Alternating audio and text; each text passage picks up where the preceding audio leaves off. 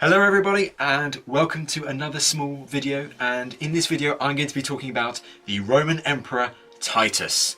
Now why Titus? Well, because on this day, the 30th of December in 39 AD, Titus was born. And so to celebrate the event, here are three key fascinating facts about the Roman Emperor Titus. Fact number one. It was Titus who ended the Great Judean Revolt.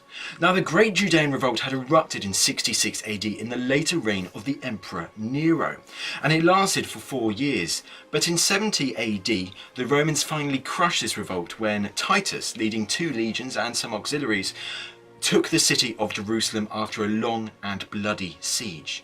Now the night before the final assault, the assault where Titus and his men had to storm the nucleus of Jerusalem, the Temple Mount and the sacred temple, there are 2 accounts as to what Titus ordered.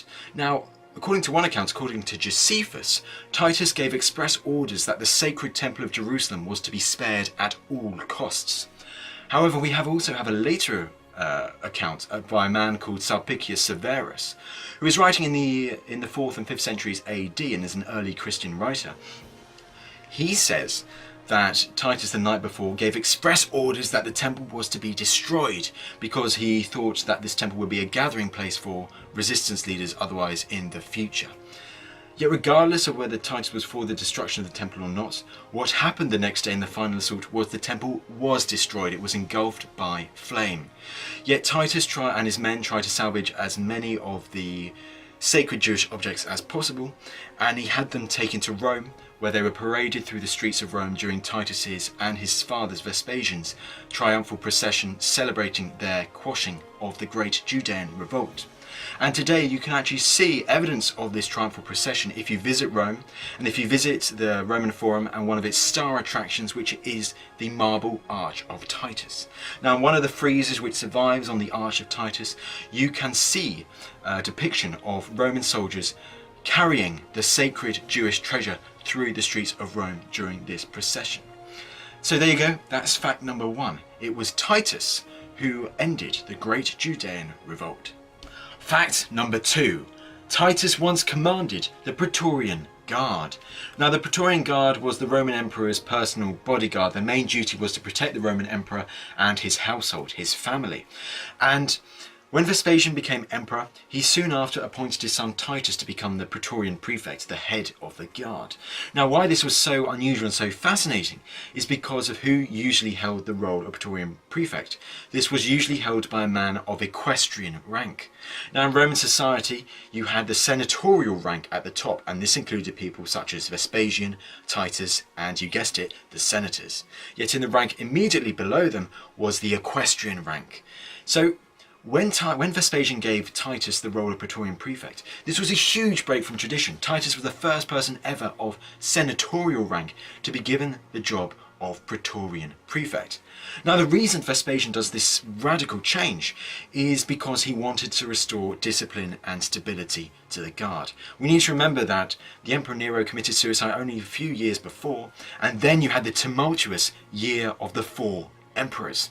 So Vespasian wanted to restore some discipline and stability to the Praetorian Guard after that, and he knows that Titus is the best man for the job. He's a proven military man, he has just returned from crushing the Great Judean Revolt, and so Vespasian knows that Titus is the man who can restore discipline to his personal bodyguard. So that is fact number 2. Titus once commanded the Praetorian Guard. Fact number 3. It was during Titus's short reign as emperor that Mount Vesuvius erupted. Now Titus, he only ruled for 2 years between 79 and his early death in 81 AD. Yet it was during his short reign in 79 AD that Mount Vesuvius erupted and the famous cities of Pompeii and Herculaneum were wiped off the face of the earth. Now it was originally believed that Mount Vesuvius erupted at about 1 PM on the 24th of August 79 AD. However, very recently, a new piece of evidence has been uncovered, a charcoal inscription, and this dates to mid-October of 79 AD, suggesting the eruption actually occurred 2 months later than everyone had originally thought. Now this is a groundbreaking discovery, and it's probably one of the most significant discoveries of 2018.